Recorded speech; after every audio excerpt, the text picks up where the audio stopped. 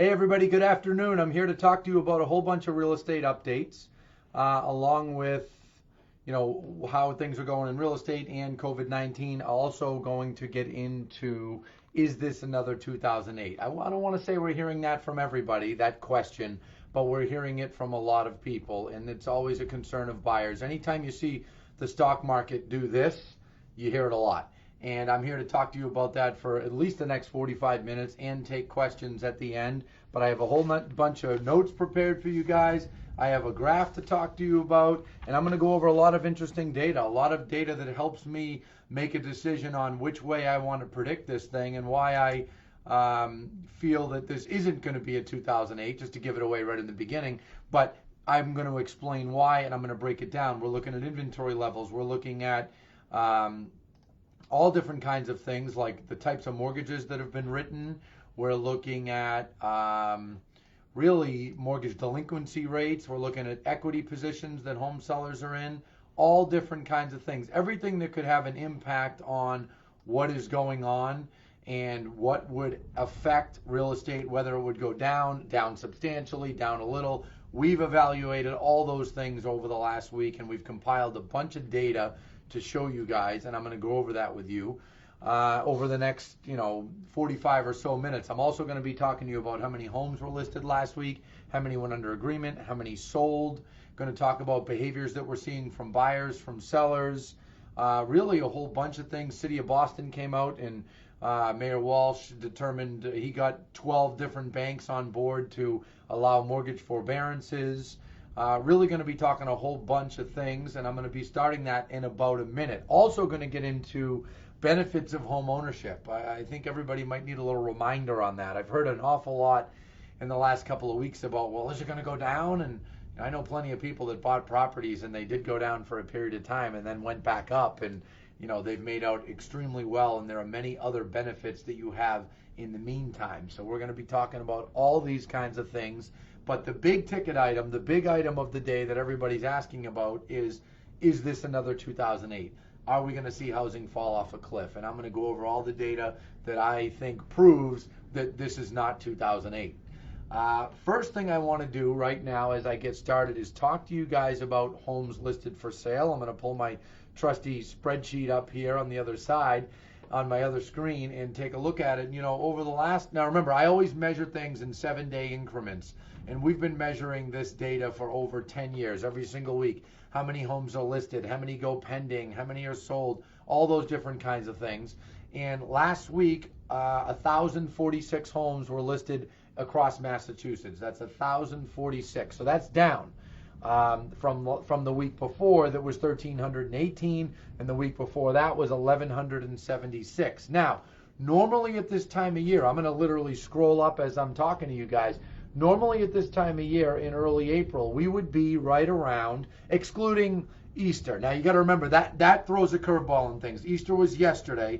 The week leading up to Easter, there's usually a slowdown. So I'm going to tell you the numbers right now. Last year, the week of Easter, 1,737 homes. I'm sorry, the week leading up to Easter, 1,737 homes were listed, compared to 2,790 the week before, 3,000 the week before that. This year, as I just said, 1,046. So not quite in half, but no denying it is substantially lower as far as the amount of homes that are listed. And that is simply because there are many sellers who are straight fearful of having other people come into their homes because they're concerned about COVID-19. And it's an understandable concern. I've been saying the same thing every week. If you wait a few weeks, it's not going to be the end of the world. Now, I am going to talk a little bit as I go further through my presentation today on how I don't think you should wait too long, because I do see an absolute wave of homes coming on the market in May if they stick with the timeline of letting us all out of jail end of April, early May, which I think we're going to find out about this week. But 1,046 homes listed. Now, properties put under agreement, 1,044. That is down from 1,156 the week before, 1,429 the week before, 1,900, 2,100 the weeks before that. Normally at this time of year, I'm going to go back a year, and we're always talking about 2,000, 2,400, 2,200 homes gone under contract. Now we are down to 1,044. So that is down by more than half.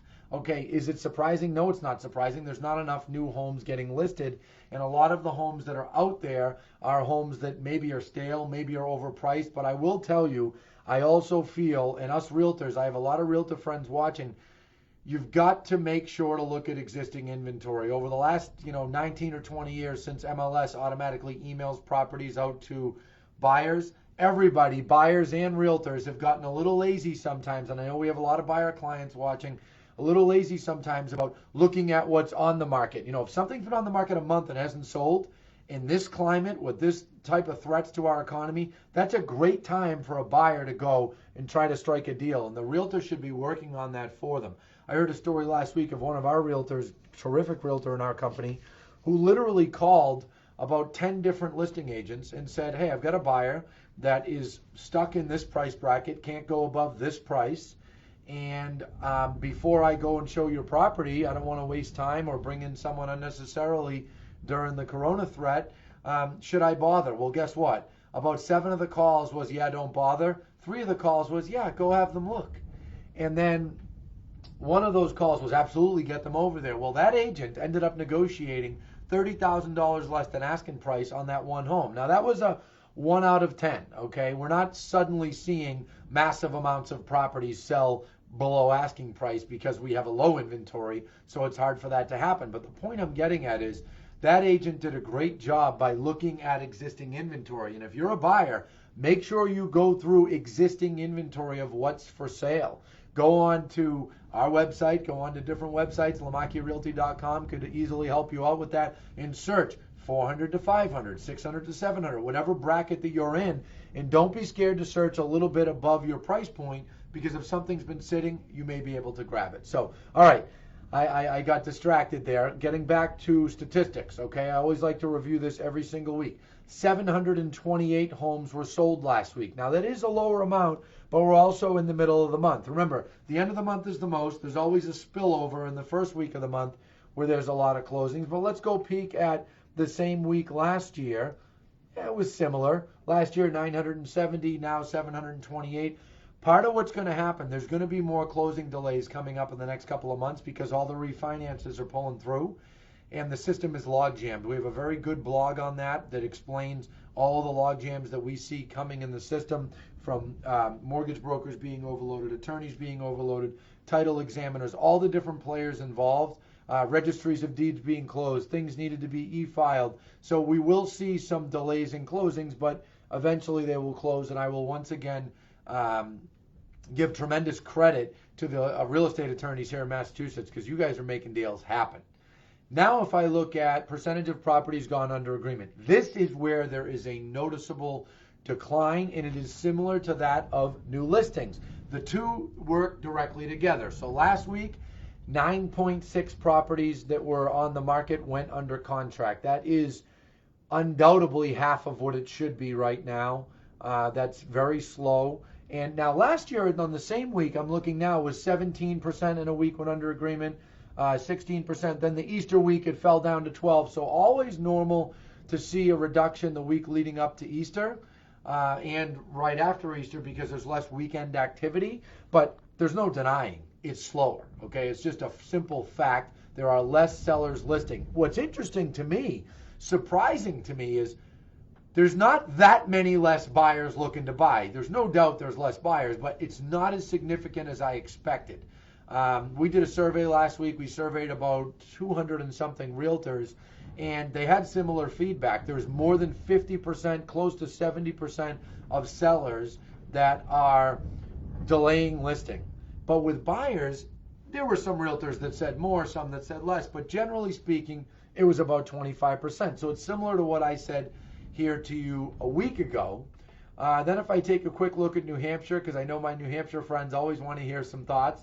Homes listed down again. Now remember, with Easter, it should be down, but it's down more. Homes under agreement, not down much from the week before. Looks like 343 properties went under contract, 252 sold. And if I go back to last year, it looks like it's down about 30 or 40% the market overall, which is more in line with what we're seeing in Massachusetts. Remember, in the beginning, New Hampshire wasn't that much of a difference, but now they've really cracked down with the social distancing and all the rules, and that's what's slowing down the market. So, as I've said 3 times, there's no denying we are in a slower market. It's just the way it goes. I think we're going to be stuck there for a while, at least a couple more weeks. But I will tell you, I'm seeing signs of people getting like sick of it, and people saying, you know what, just list my home, I don't want to wait. And that was the whole reason that we came out with the 10 safest ways to, or what is it, 10 steps to safely show a home. And I'm going to pull that blog up here on my other screen right now and talk to you guys about it just for a minute. Now, again, like I said last week, like we say in the blog, we're not doctors, we're not Centers for Disease Control professionals, but we do have expertise in the real estate space. We do know buyers' habits, and we put our heads together a couple weeks ago on, all right, how could we safely show a home? And this blog we decided to put on our Realtor website. So for home sellers that are watching, if you would like to see it, it's not on our typical Lamacchia Realty site, although the infographic went everywhere. It's on the Crush It in Real Estate site. So if you simply log on to safehomeshowing.com, that's safehomeshowing.com, you will be able to see the 10 steps to a safe home showing. And we went through all kinds of things here. I'm not going to say that any of them are perfect. Obviously, I've heard some people say, the safest thing to do is never leave your house. I understand. There's some truth to that, but you have to remember that not everyone can do that, and not everyone is going to be willing to do that long term. We've already had sellers that 2 and 3 weeks ago said, wait a couple weeks, that are coming to us now saying, forget it, I'm not waiting any longer. I have my reasons, put my home on the market. And we as a company, our realtors are here to serve our clients. We are. Our offices may be closed. Our branch offices are closed, but we're open for business. And I want every buyer and every seller and every landlord, tenant, property management customer, every prospect, I want everyone to hear that from me, that Lamacchia Realty is open for business and open to serve our clients. And I don't want you to doubt that in any way, shape, or form. We are selling properties every day. We're listing properties every day. We have buyer negotiations going on every day, home inspections going on every day, closings, appraisals, you name it, they're going on, but they're slower, no doubt about it.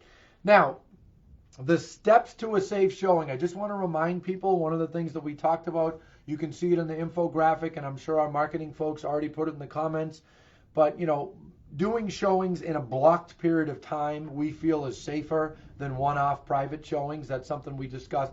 Buyers, if you're watching, whether it's one of our listings or another listing, please, when you go out with one of our realtors, don't be walking through homes, touching every door, opening every cabinet. It's unnecessary, and it's certainly unnecessary in the first showing. So please have some patience with our agents if they're telling you to please not touch things, and if they're taking control of the situation and maybe being a little bit more outspoken than normal, or a lot more outspoken than normal. They should be. That's what we're recommending as a company. We want them to take charge, keep people in line, so that we don't have people just aimlessly walking through homes, touching different things, walking by posts like this and touching them. It's unnecessary. We want to make sure that buyers go through a home, wear some type of cloth face covering, keep their hands to themselves, walk through, and leave. Obviously, if a buyer needs to use a railing, a handrail on a set of stairs, let our realtor know, and they'll make sure that happens for you so that you're safe. But it's very, very important that we stick to those measures just to be extra careful. And home sellers, as I said, safehomeshowing.com also has signs on here that we're using at our listings, and tons of our realtor friends have seen them, and some of them we've sent them the files so they could just change the logo. We have no problem with that. We're happy to help people with that and help our other realtor friends. One thing about what's going on right now is the buyers that are out are serious. The sellers that are out are serious. The sellers that are listed are extraordinarily serious. They are looking to sell. Buyers should keep that in mind. Now, it doesn't mean they're going to just give their home away, but if you're a seller and you're on the market right now, your motivation to sell is likely high. And hey, buyers, that's a reason to get out there and see a home if you like it. I know that a lot of people have been talking about virtual showings and things like that. We do Matterports for our listings where you get this, virtual 3D. I'm not the biggest fan of people making offers from only seeing homes virtually, because transactions like that are much more prone to falling through. But if you're comfortable and you want to do that, then work with one of our realtors to do that. But keep in mind that really only the serious folks are out there. And frankly, that's how it should be right now. I mean, people that have a need to sell, a need to buy, should be out there. So there are many benefits to, well, I don't know if I want to say many benefits. There are some benefits to being on the market now with low inventory, with only serious buyers looking. And there are some benefits to the buyer. But obviously, we all wish we had our normal spring market going on right now. Buyers, another thing that I want to mention to you is make sure you have an updated mortgage pre-approval. Super important right now. We're seeing cases of buyers sometimes having a pre-approval that's a month old and thinking, well, what's the big deal? This is 30 days ago. A lot's changed in 30 days. The market has dramatically changed. The type of mortgages that are out there have changed, and it's very important that you have an updated pre-approval. There also has been some tightening by some mortgage brokerage companies, mortgage lenders, on the high end with jumbo and on the lower end with FHA. FHA mortgages are very good mortgages, but some mortgage lenders have decided to just buckle down a little bit more and raise credit score requirements or things like that. But by all means, FHA, VA is still going on. Jumbo lending is still going on, but some companies have tightened up a little bit. There was also an article out this weekend. It hit many news outlets about JP Morgan Chase tightening up their mortgage requirements on the loans that they write. Now, some people read that and thought, oh, all mortgages with Chase, you have to have 20% down. You have to have, I think it was a 700 credit score or 720. That is not all mortgages that Chase does. That is the ones that they do that they put in their own portfolio and keep for themselves. The GSEs, the government-sponsored enterprises, Fannie Mae, Freddie Mac, FHA, have not made any changes. But the big picture of what I'm telling you is make sure you have an updated pre-approval. And if you're working with one of our realtors, which I hope you are, take their recommendations seriously. If you have a mortgage contact of your own, that's okay. But you might want to consider a second opinion, because now is more important, is a more important time than ever before to make sure that you have a really good mortgage lender and a really good real estate attorney. It's very important, and those who aren't really good and aren't doing it every single day are the ones that are going to struggle right now. Also want to mention, we put out a great blog last week about fire inspections and how the rule changed. And I know I talked about this a couple weeks ago, but I just want to mention it for a minute.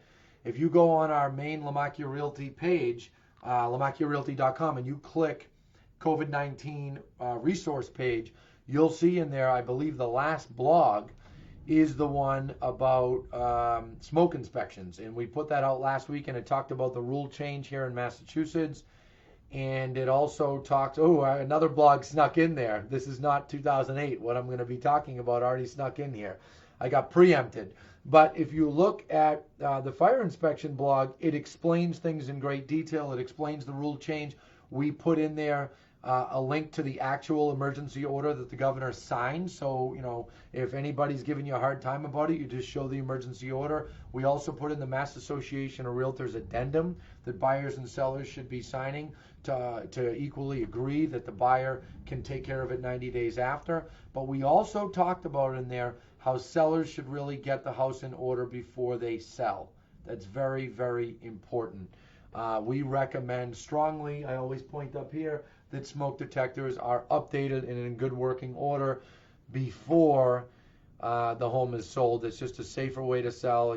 Fires can be very serious. Carbon monoxide poisoning can be very serious. If you're just tuning in, I'm going to be going over at great length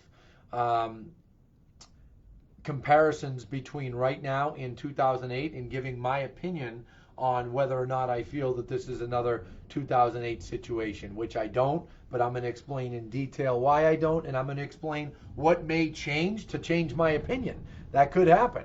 Now, another item to talk about on our mortgage resources, our COVID-19 resources page. If you scroll down, our marketing department already did an awesome job weeks ago setting up a section for mortgage assistance, and it talks about, and it gives contact information for all the major servicers, and if you click on that, you can reach out to those servicers and hopefully request a forbearance. We recently added a loan lookup to see who actually owns your mortgage.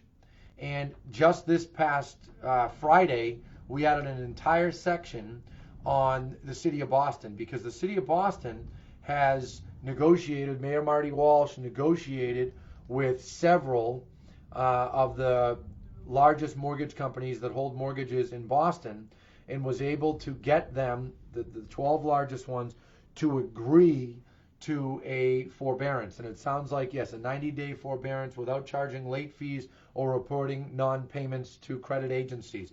This includes Bank of America, Citizens Bank, Mortgage Network, Boston Private, City of Boston Credit Union, Prime Lending, Cambridge Trust Company, Dedham Savings Bank, Salem 5, Century Bank, Eastern Bank, Santander Bank. So a lot of them there specific for Boston. And right above that is the loan lookup and is the most popular mortgage servicers across Massachusetts and across the country. So once again, home sellers and homeowners, I should say, make sure to be proactive. If there is any threat of you not paying your mortgage, put the call in, look your loan up, see who has your loan, and see what you can negotiate to get a forbearance if it is necessary. If it's not necessary, keep paying it. Because if you do a forbearance, you will end up paying more later, because we all, myself included, pay our mortgage interest based on the principal balance. So as the principal balance goes down, you then pay less in interest. So I wanted to mention that to you all. Now, my most important topic that I came to talk to you about today, I got to it in 20 minutes. That's the fastest I've been able to do that.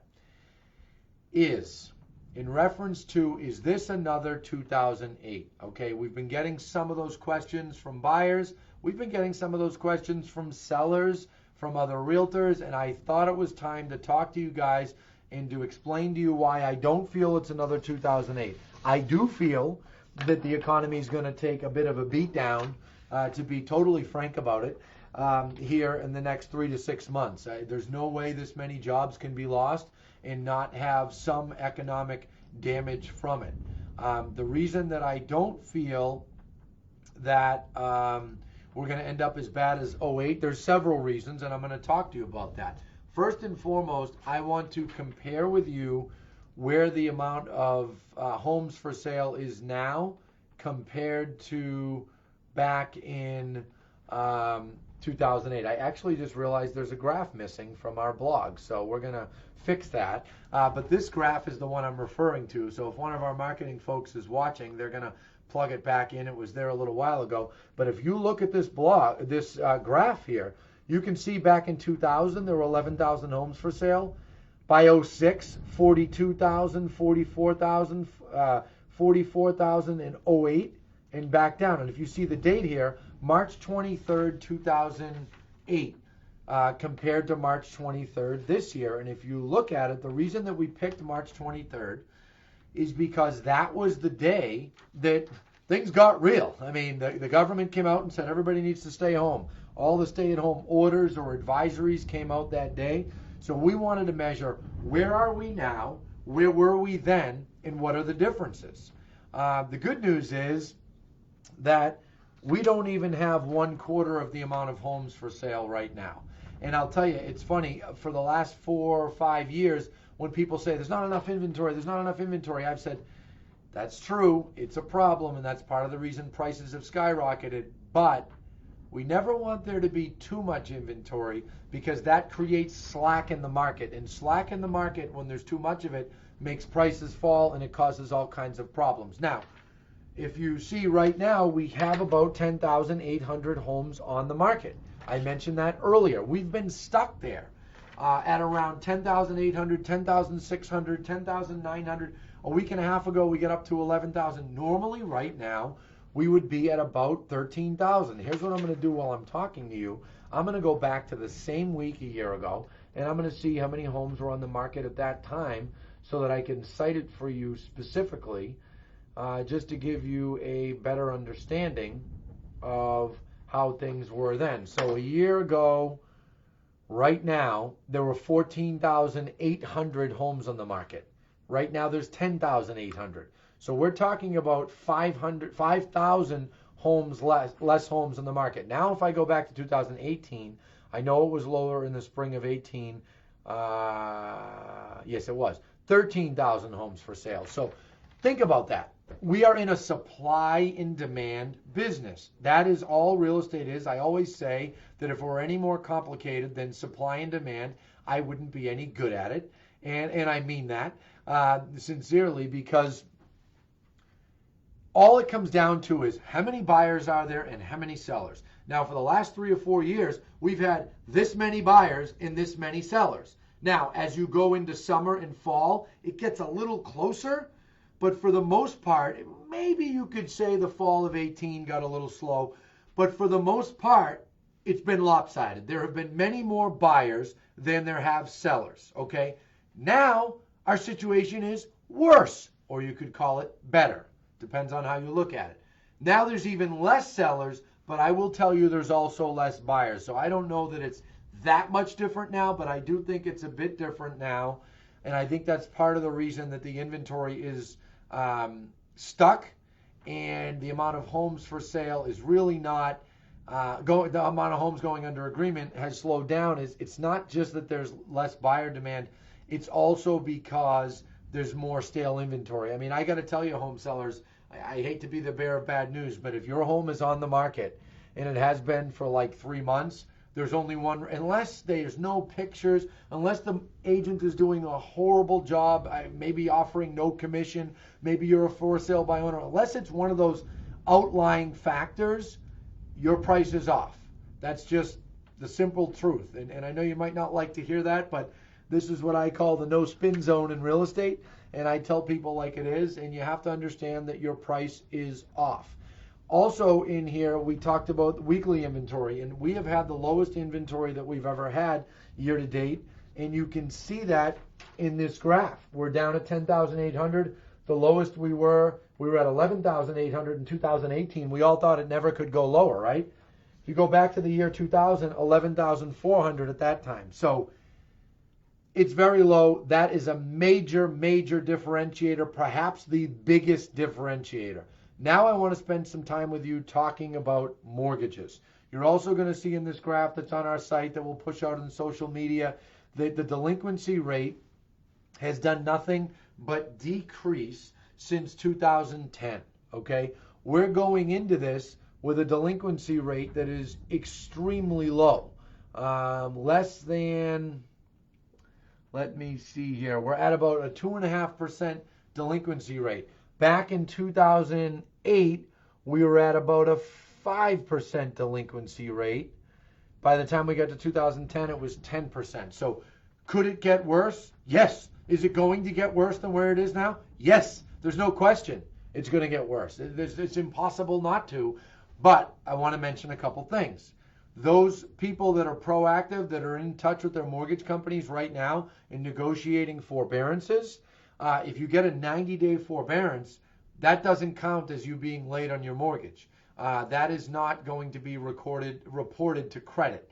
So what I honestly think is you're not going to see the delinquency rate go up a ton. It's going to go up some over between now and the end of the summer, because there's going to be mortgage companies that refuse to give in and give forbearances, people that have their mortgage maybe with a local bank or something, and they're tough about it. So you're going to see the delinquency rate go up a bit, but we're not going to really know the truth until we get closer to the end of the year when the forbearances wear off. Okay, I am certain by then the delinquency rate will be higher, but we're going into it at an extremely low delinquency rate, which is very, very important. There are also other factors that I want to talk to you about. Average credit scores. Now, one of the things that I've talked to you guys about as a whole is the book of mortgages that have been written. I said this last week, the week before. The book of mortgages that have been written over the last 10 years are the strongest book of mortgages ever written in any decade ever. Debt to income ratios were at their lowest amounts. Equity was at the highest amounts. Average credit scores are high, and I want to talk about that. The average credit score for new mortgages in 2019 was 770 compared to 731 back in 2008. That's a 40-point difference. That's a lot. The other thing I want to mention, I'm going to read it right from here. The total debt balance in 2008 was of all mortgages was only $40 billion less than it is now.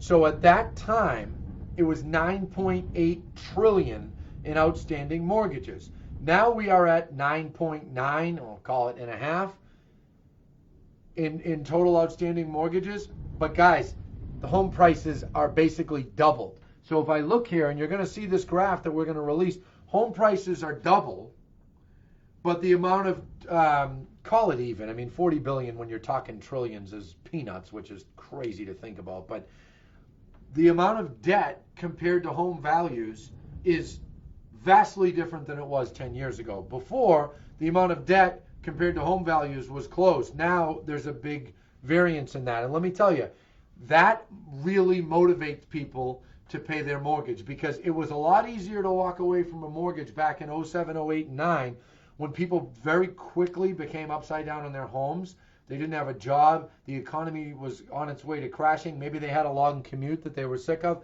Well, now, way more people have equity. When you have equity, you're not going to just kiss 60,000, 100,000, 200,000 goodbye, and you're not going to take that lightly. So, bottom line, the book of mortgages is substantially stronger, okay? Substantially stronger. And guys, I'm going to take questions on this stuff starting in about 10 minutes, so stay with me. I'm going to go over some more things. Now, mortgage companies as a whole are already proactive. This is another factor that I'm taking into account in my decision to make a bet that this is not going to be a 2008 situation. And I feel very, very strongly about that. I do not see home prices going down 20, 30% up here in Massachusetts, 40, 50, 60% down in some of the southern states, places like Georgia, Florida, Arizona, Southern California, where values just got trounced on. I don't see that happening to that extent. Now, do I think second home markets are going to be worse than typical markets? Yes, they are, but I don't see 60, 50, 70% losses in home values. I just don't think that's going to happen here. But let's talk for a few minutes about mortgage companies already being proactive. My friends, when the market went bad in 08, it took 3 years. 3 years. Endless browbeating from the National Association of Realtors to mortgage companies to GSEs, from the Mortgage Bankers Association to GSEs, to get them to work with people. We had so many cases of homeowners calling mortgage companies saying, "Hi, I am facing some financial difficulty and I'm wondering if I could get a loan modification because I'm worried I'm going to get behind." We heard, I can't even tell you how many of these stories, thousands upon thousands. The folks that answered the phone were trained to say, well, we can't look at doing a modification until you're at least 90 days behind in your mortgage. Once you're 90 days behind, we can look at that sort of thing.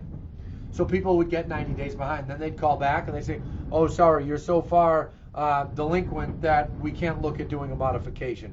Guys, this happened by the thousands. Now people are calling. They're not even having to prove or to verify that they lost their job. And mortgage companies are saying, no problem, 3 months you don't have to pay. Guys, that's amazing. And they should be applauded for that, frankly. As much as the GSEs and many of the mortgage companies and I banged heads, believe me, we helped a lot of people that were losing their homes in those days. And I banged heads with all of them. I need to give credit where it's due. In a matter of 2 weeks, they were doing forbearances and approving people without requiring them to have any proof. And is there some abuse? I'm sure there's some abuse, but it is what it is. It's better than everybody getting foreclosed on in masses. So forbearance requests went up 2,000%. And there's also talk of them potentially doing another extension to the initial 90 days if necessary. And that's why I say, if you're feeling financially strapped, if you're feeling down, don't, put your head in the sand. You need to be proactive and in touch with your mortgage company. So that's reason number 3 that I do not see another 08, because I'll tell you, the banks made it substantially worse than it would have gotten. And I don't see that now. I see them doing the opposite. And I will also tell you, I heard from inside sources at GSEs that at the GSEs, the government-sponsored enterprises, Fannie Mae, Freddie Mac, FHA, that they learned their lesson last time and they're going to work with people this time. The 4th reason is we are seeing unprecedented government intervention. The situation is unprecedented. I mean, when in God's name did any of us dream of a pandemic that would shut our economy down? Well, as unprecedented as that is, so isn't the reaction from the government. And it doesn't matter what side of the aisle that you're on and what side I'm on, doesn't matter. The fact of the matter is, both sides, okay, who frustrate most of us, both sides, came together over the last few weeks and they put together some incredible packages. A $2 trillion CARES Act, okay, that had so many amazing benefits in it. Assistance for small businesses, paycheck protection programs. This sort of thing has never happened before. They never gave money to businesses so that they could keep people on the payrolls. Never happened. Unemployment assistance. They added $600 on top per week to give people more of a cushion. They sent out stimulus money already.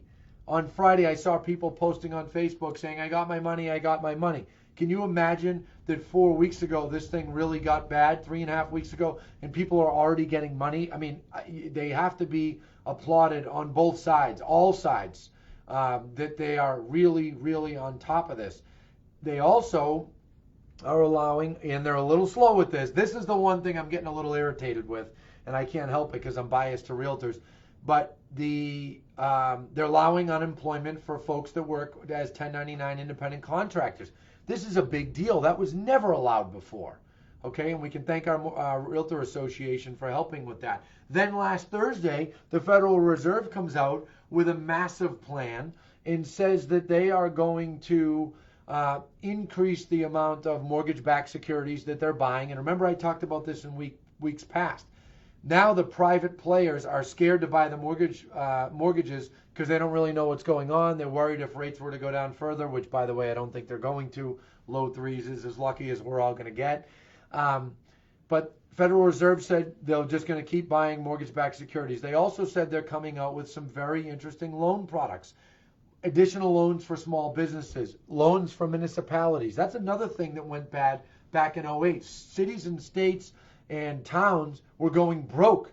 So we're 3.5 weeks into this, and the Federal Reserve already come out and said, we're going to lend directly to cities and towns. Never happened. We're going to back loans through banks for small businesses directly with the Federal Reserve. Never happened. So because of all this incredible amount of intervention, and because of what I consider to be good behavior on behalf of the majority of mortgage companies right away, the mortgages that have been written are stronger than ever, and most of all, the inventory of homes for sale being so low, I do not think we are faced with another 2008. I do not think so. And I feel very strongly about that. And you all know my commitment to being real with you all and telling you what I think. If in 3 or 4 months my opinion changes, I will tell you. I can tell you that I think this fall will be a slower real estate market. Every fall is slower than spring. Election years are particularly slower. And I think because of what's going on here, that's when we'll see some reality set in. But I think that I feel strongly that we're not going to see prices just go like this. And for those of you that have asked the question, well, is the house going to be worth $100,000 less in 2 months? No, impossible, not going to happen. The only places I'd say on earth that crazy things like that could happen in 3 to 6 months is like the second home markets. But regular markets, that's not how it works. I mean, our inventory is at 10,800 homes for sale. By fall, I think it will be higher than it's been in any fall in probably 7 or 8 years, 6 years, but I do not see it just falling off a cliff. I don't see that happening. So I wanted to mention all those things, and we are going to put this blog out. They probably already put it in the comments for you guys to read. We were missing a graph. I'm sure the graph is probably in there by now. But I wanted to mention that. And then I also want to spend a few minutes on the benefits of home ownership. I don't want anybody, sometimes I think what happens is, when we see so much appreciation in home values, I mean, the average price for a home in Massachusetts now is well over $400,000. 7-8 years ago, it was like $280,000 or $300,000. It went down a lot. Nationally, prices have come up. sometimes I think people start to look at their homes only with an investment mindset. And guys, there's much more to home ownership than just that. Of course, that's a great benefit. I mean, where else can you go that you put money in? It's essentially a bank account. You pay your mortgage every month. A certain amount goes to interest, a certain amount goes to principal. So every month you're building up equity when you make a payment. Okay, even in the beginning of having the mortgage, only a small amount goes to principal. You're still banking money by putting it in, right? Then there's appreciation along the way with prices going up. Obviously a great thing. We all love when our homes are worth more. I certainly do. But if we run into a year or 2 years, which I think we probably will, that there's not significant appreciation, that maybe we get to early next year and we look back at 20 and we say, you know what, prices did dip 1% or they did dip 2%. Would that really be the end of the world? Absolutely, positively not. Okay, interest rates are at a level that is unbelievable, the lowest ever. What would you rather do? Pay $30,000 less for a home in a year, or pay $30,000 less and have a mortgage that maybe is a point higher, okay? Or would you rather just buy it now? I mean, you look at compounded interest over 30 years or even 20 years if you pay your mortgage off sooner, a 1% difference is a substantial amount of money annually. And it adds up to way more than that lousy 30,000, okay? So could it happen? Yes, it could happen. But is this an '08? I do not think so. I also want to talk for a minute, and then I'm going to get into questions. We're going to take questions in about 5 minutes. I want to talk to you all about the tax write-offs. Now, I'm not an accountant, so I got to be careful how I explain this, but I want to make sure people realize, for those of you that are renting, you pay your rent every month. There's no write-off for that, okay? When you have a mortgage, whatever your tax bracket is, let's say you send, and I'm speaking roughly and you need to confirm with your accountant, but let's say you send $100 a month out in mortgage interest. Well, the mortgage interest deduction is a amazing thing. So you send $100 a month out in interest. We all know that most mortgages, it's a lot more. You know what? I'm going to do $1,000 a month in interest. Times 12 months, $12,000. If you are in a 30% tax bracket, okay, which is like the average for people, that's $4,000 that you can write off on your taxes and pay less taxes because of owning a home. Again, check with your accountant, confirm it, but the tax write-offs are significant. Take that and imagine doing that math over 10 years of each year saving money. And that's why when people buy homes, usually, depending on their tax bracket and specific set of circumstances, but most of the time after people buy homes, after the first year that they own it, they get a larger check back in taxes. And they're like, why did I get such a bigger check?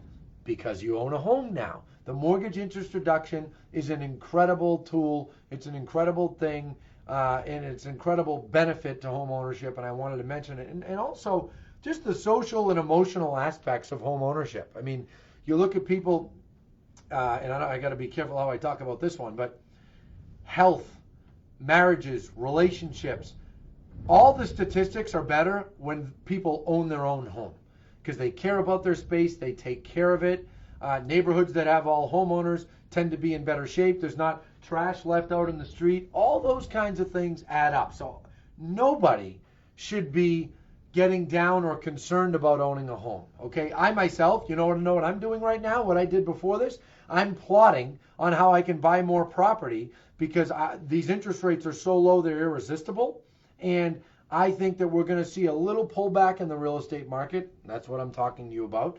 And I think in the fall, there'll be some better deals out there like there are every fall. Okay, I always say fall's the best season to buy a home.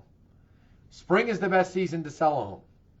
So what does Warren Buffett say? When everyone else is scared, be greedy. When everyone else is being greedy, be scared. Think about that. So Warren Buffett would say, don't be buying a home when there's 52 people competing, right? But everybody does it because everybody wants whatever the people have, what other people want. That's just the way it goes. So I hope a lot of those thoughts make sense. I hope they give people comfort in buying homes. If you've been saving money for several years And if you have been planning to buy this spring, you're crazy if you don't buy because of what's going on. This is a great time, given the interest rates, given that there's a little bit less buyer demand, but there's also less seller demand, so it might be even as far as buyers go. But I wanted to mention those things. Now I'm happy to take any questions that you guys may have, and I will answer them as best that I can.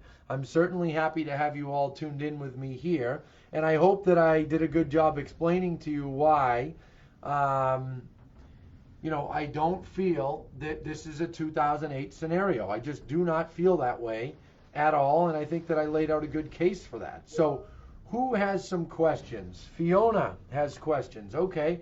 I had a showing at one of my listings over the weekend, and I asked the seller to open all doors and closets prior to arriving, and he went through quickly. It was a buyer agent FaceTiming his clients in Florida. It went well after I took a video. Now, Fiona, I believe that's the same Fiona that is at Remax Professionals, a great company out in Worcester. I think that's the same Fiona. So good for you, Fiona. That's smart, and I'm glad to hear that you followed our recommendations for showings. Good job. And I'm sure you had your own plan for that anyway. Eileen, wondering what the predicted percentage of foreclosures will be in 6 months. I will tell you in 6 months there will not be many more foreclosures than there are now because of the forbearances, because of the loan modifications. These things happen much, much slower.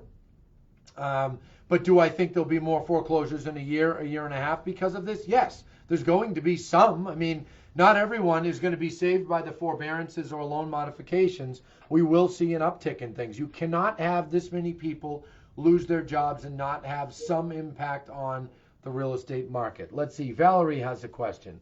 That's the definition of forbearance. It's not a modification to the original term. Yes, I agree with that. Fiona, that's you. All right, glad to hear that.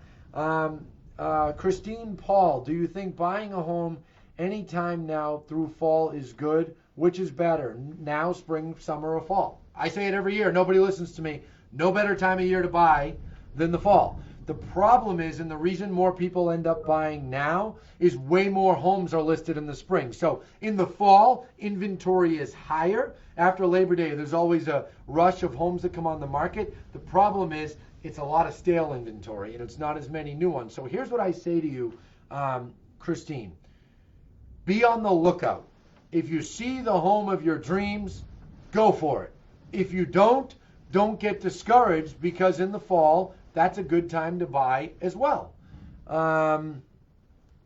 Patty, thank you very much from our friends down at Terry O'Connor. And I'm very sorry about the loss you guys had last week. So let's see. Thank you, Judy. And Judy's a veteran realtor, knows exactly what she's talking about, and she says she 100% agrees. This is not a 2008 scenario. So I'm glad that she agrees, and I know Judy well. She would tell me if she disagreed, and she would tell me right on here. So I hope that helps everyone. Keep this stuff in mind. Realtor friends that are watching, share it with your, share this data with your buyers, with your sellers, to give them comfort. This is, it's like people have post-traumatic stress. Our top realtor from 2019, Jocelyn Zagami, she said to me a few weeks ago, she goes, Anthony, everybody's got post-traumatic stress from '08. It's like the market slows a little and everybody's like, is this '08 again? I mean, guys, '08 was the worst scenario since the Great Depression. Now, you could argue that some of what's going on here is worse than the Great Depression, or is similar to that. We've got a health crisis, but this was not, I mean, think about '08 and '09 when prices did this, inventory did that, then prices did this. Why did that happen? Guys, we had 3 years of things slowing down in the market. I distinctly remember after Hurricane Katrina in September of '06, the market got really slow. That was the beginning. A lot of people say '08, '08. No. It started in late '06. '07 was slow. There were banks going under left and right. And then '08, boom, everything hit. This time, we basically got nailed out of nowhere, but we're going into it very, very strong. And the intervention is so significant and so strong that I think it's going to help us, basically lick our wounds and get through this in the next year. And I think those who put off buying till next spring, I'm 100% sure of this. 100%. If you put off buying till next spring, you will regret it, because next spring there will be way more bidding wars, because many more people will get back to more of a sense of normalcy in a normal spring market by then. Let's see. Justin, great realtor in Boston. Do you think that forbearance policies are too lax and that people that don't financially need to be applying? Yes, so Justin's right. Justin's always a thinker. Here's the thing, Justin. You're right, but I still agree with what they did. I still agree with it. And you know my attitude on a lot of topics. I'm not one to, say, hey, give a handout. But here's the thing. It's so much work for a mortgage company to wade through documents. Lindsay, I can see the questions. Every time you send them, it's making a noise, so I'll just read them here. It's so much work for a mortgage company to go through documents and approve someone or deny someone for a mortgage forbearance or a modification, two separate things. They would have gotten bogged down. It would have taken months on end. People would have gotten aggravated. So I think just this once, I think they handled it correctly. I will tell you, though, Justin, at the end of summer, I think that they should tell people, if you need a forbearance beyond 3 months, you need to send us the documents before 2 months and then approve people into it. But this first time, they had to do it. Jerry, good point. Jerry's a great realtor out in Worcester County. He's one with us. Fall market may be different this year because of pent-up demand coming out in the fall. Great point. I should have already said that. Jerry's always there to remind me if I forget something. Our year is getting pushed forward. So this also reminds me of 2015. We had a ton of snow. And the market was so slow for 3.5 weeks, it was like, where did everybody go? What's interesting is that year, if you look at the stats, the amount of home sales in the biggest months of home sales that are usually like June, July, sometimes into August, was July, August, September. It got pushed out. We're going to see that here for sure. So Jerry's right about that. I'm glad he told me to mention that. Rory, thank you for tuning in. Carol David signed a P&S to buy a condo in November. I'm afraid I won't be able to sell my house. Well, okay, so we could help you with that. Let's, even if you're not from around here, we could get you with the right realtor.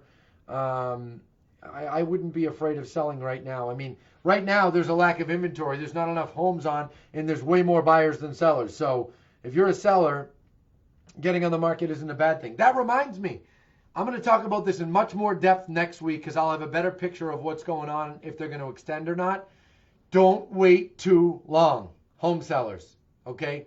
You'll make a mistake. There's going to be a wave of homes coming on the market in May. You want to try to beat it. Get on a little bit before. Let's see here. Leslie's talking to someone else who's watching. That's good.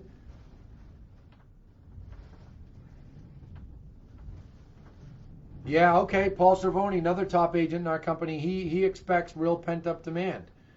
What do I think of the rental market? Tracy does a lot of rentals. I think that the rental market is pretty similar to the sales market right now. I don't really,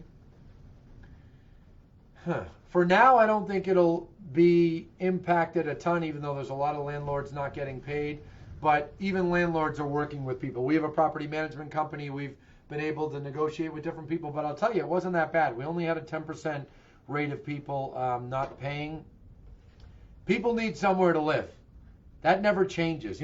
That's the amazing thing about the real estate business that we're in. Back in 2008, 9, and 10, home sales went from the average of 5.2, 5.5 million homes a year down to 4.2, 4.3. It's not like nothing was sold. No matter what happens, there's always homes sold. We're just in a rut right now where the market is particularly slow, especially over the last week because of what's going on. But it's not going to stay like this.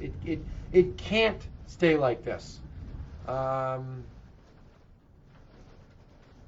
Let's see. Lots of friends from Jersey and New York tuned in, I can see here. So, all right, my friends, I hope that answers all your questions. I'm glad that you guys got on. Oh, Catherine, one more question. Could a forbearance affect a seller who wants to list? If someone is planning to list in a month or two, should they still go through? Yes, they should. Don't get behind in your mortgage. Make the phone call, talk to them, and get a forbearance if you can, but use our loan lookup first. Jay Gata said, as an investor, what type of real estate would I not buy right now? You know, I wouldn't say there's any. Let me tell you this, Jay. There's never any real estate I won't buy. I buy all kinds of real estate, and I resell a lot, and I keep some, not as much as I'd like. But the worse it is, the more interested I am. The more problems it has, the more interested I am, because that's where you find opportunities. So I wouldn't. I guess I'd say this, Jay. If I had to say one thing. If you're buying for the long term, by all means buy. You've got nothing to worry about. Even if the market went down 5%, who cares? You're holding it long term. It doesn't matter. I would be cautious with buying flips that you're going to sell in the fall. Buying right now with inventory very low and then planning on selling it in 6 months or 4 months or 5 months when inventory is higher, I'd be careful with that. I would either go with flips you can sell right away, which is what we're trying to do, or stuff that you're going to keep longer term. All right, my friends, next Monday, same time, same place, there'll be another topic. It will likely be when to get your home on the market, when to get in gear. We'll be talking about all those things. Realtor friends, I'll see you Wednesday at 11 a.m. on Crush It in Real Estate. Take care, everyone. Good luck and stay safe.